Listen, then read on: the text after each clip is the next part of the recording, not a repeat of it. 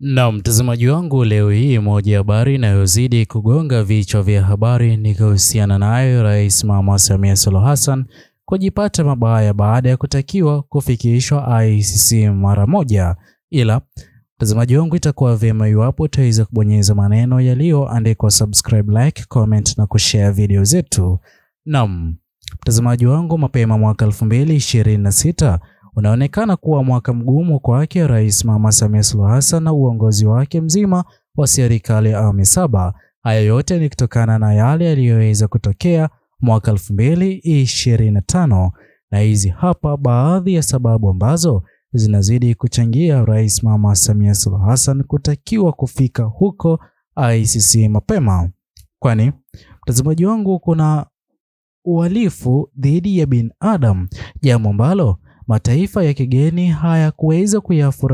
kufurahia kamwe katika zoezi la uchaguzi mkuu wa tarehe 29 mwezi wa 10 mwaka 2025 huko nchini Tanzania, jambo ambalo linazidi kusababisha Rais Mama Samia Suluhu Hassan kupata lawama kubwa kwa yale yote yaliyoweza kutokea, sawia na kile alichoweza kukizungumza mapema mwaka 2026 kuhusiana na vijana Gen Z. Itakuwa vigumu kwa yoyote yule hivi sasa, hasa mwaka huu wa mwaka 2026, kujitokeza kuhudhuria ama kujihusisha na zoezi lolote lile la maandamano kutokana na taswira iliyotokea katika maandamano yaliyoweza kupita, jambo ambalo mataifa ya kigeni yanaonekana kulenga na kuamini Rais Mama Samia Suluhu Hassan aliweza kukifahamu alichokuwa akikifanya katika maandamano yaliyoweza kupita. Vile mtazamaji wangu, kwa njia moja ama nyingine, jambo lingine ambalo linazidi kugonga vichwa vya habari dhidi ya Rais Mama Samia Suluhu Hassan kutakiwa kufikishwa ICC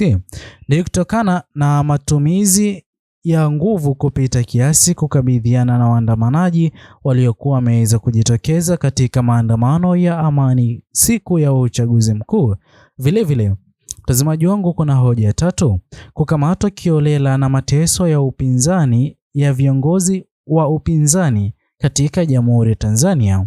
Mtazamaji wangu, sote tunafahamu kwamba kwa hali ya kiafya yake Mheshimiwa Tundu Lissu asingekuwa anapitia kile anachozidi kukipitia hivi sasa katika uongozi wa serikali ya awamu 7. Sote tunafahamu kwamba Mheshimiwa Tundu Lissu, mwenyekiti mkuu wa chama Chadema, anazidi kukabidhiwa na kesi ya uhaini, jambo ambalo Mheshimiwa Tundu Lissu ameweza kukiri na kuweka hadharani kwamba hakuwa na nia yoyote ile ya uhaini katika Jamhuri ya Tanzania. Pia sio Mheshimiwa Tundu Lissu tu, hadi kuna viongozi kama Mheshimiwa Humphrey Polepole walioweza kutoweka katika hali ya njia tatanishi hadi hivi sasa kutojulikana aliko. Yote haya yanaaminika kuchangiwa na utumiaji wa nguvu kupita kiasi kwa amri zilizoweza kutolewa kwa kundi maalum lililokuwa likifanya zoezi hilo, hata baada ya maafisa wa polisi kuzungumzia hali hiyo tete ya watu kutoweka katika hali ya njia tatanishi. Vile mtazamaji wangu, kwa njia moja ama nyingine, ICC wanaamini kuna kunyamazishwa kwa uhuru wa vyombo vya habari nchini Tanzania, jambo ambalo linazidi kusababisha idadi kubwa ya baadhi ya media ambazo Watanzania wanazidi kuziamini na kutarajia kuweka uhalisia wa yale yanayozidi kutokea na kufanywa na uongozi ulioko madarakani kuwa na uoga, na hata media hizo kulaumiwa na maelfu na mamilioni ya wananchi wa Tanzania. Vile mtazamaji wangu, kuna kushindwa kwa kuchukuliwa hatua kwa wale wote walioweza kuhusika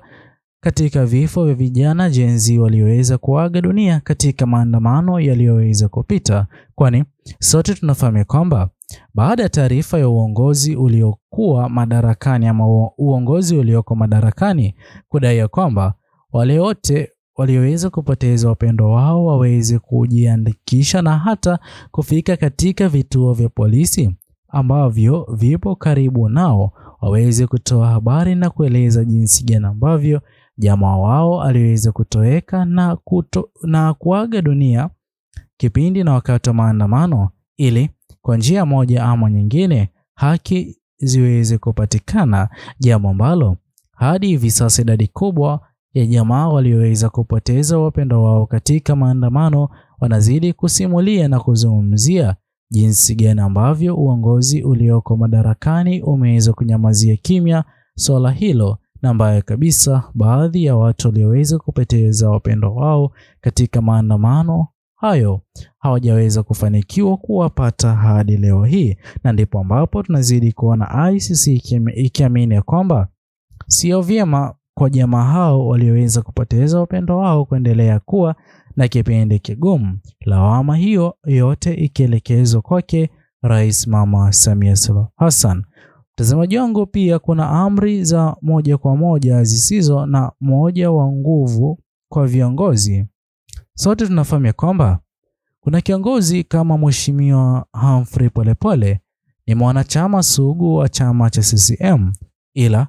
aliweza kutoweka katika hali ya njia tatanishi, ikibaini na kudhihirisha wazi kwamba wale walioweza kumkamata Mheshimiwa Humphrey Polepole na kutoweka naye waliweza kupewa amri za moja kwa moja. Na sote tunafahamu kwamba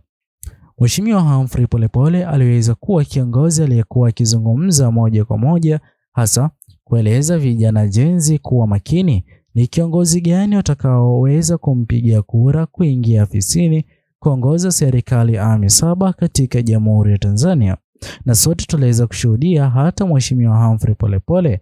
aliweza kueleza mbinu zote zile zilizokuwa zimeweza kupangwa na viongozi wa ndani chama cha CCM, jinsi gani ambavyo wataweza kutumia nguvu kupita kiasi na hata baadhi yao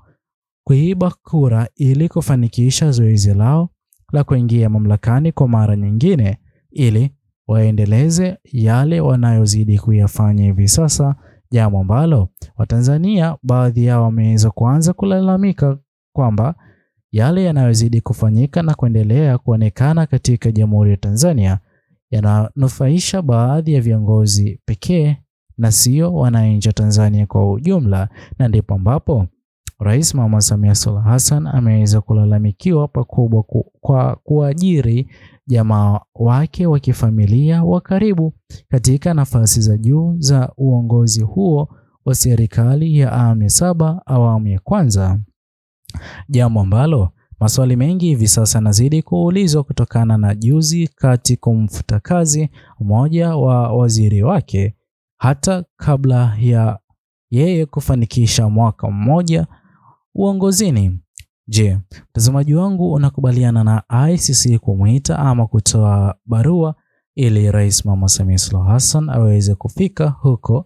na ndipo ambapo uchunguzi na haki ziweze kufanyika katika Jamhuri ya Tanzania kutokana na yale yote yaliyoweza kutokea mwaka 2025? Mtazamaji wangu, ni vyema iwapo hapo utaweza kutochia maoni yako katika uwanja wa comment section. Muhimu kabisa, usisahau kusubscribe, like, comment na kushare video zetu. Bye bye until the next video.